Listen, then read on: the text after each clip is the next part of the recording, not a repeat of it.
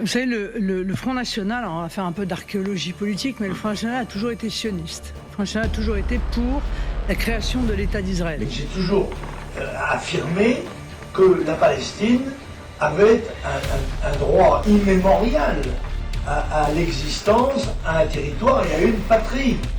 Alors, les Nations Unies ont décidé d'accorder une partie du territoire à Israël, mais le conflit se perpétue à cause, selon moi, de la politique de colonisation. J'ai toujours défendu la sécurité de l'État d'Israël.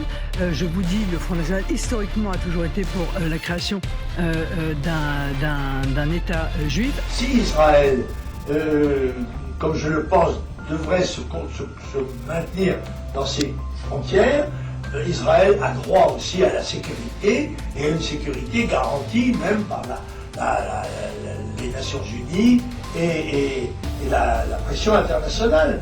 Mais il faut dire que le peuple palestinien est maintenu dans un état de misère, de peur et de violence qui ne peut pas ne pas toucher les âmes justes. Israël n'est pas un pays européen. Je crois que même Israël, d'ailleurs, accepte de le dire et de le penser. Donc moi, je suis contre la double nationalité extra-européenne. Est-ce qu'on doit avoir une révérence particulière quand on fait allusion à quelqu'un qui est juif?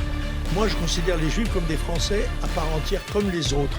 Ni au-dessus des autres, ni au-dessous des autres. Au Front National, nous sommes pour la reconnaissance d'un État palestinien parce que nous estimons que cette reconnaissance donnera des droits, mais aussi des devoirs et des moyens à cet État, notamment pour lutter contre le terrorisme. Personne ne peut rester indifférent devant le véritable martyre que subit la population palestinienne.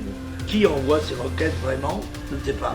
En tous les cas, c'est un prétexte qui est utilisé par Israël pour écraser avec des moyens ultra modernes une population qui est pratiquement sans défense et dont on sait qu'elle vit déjà dans une misère affreuse.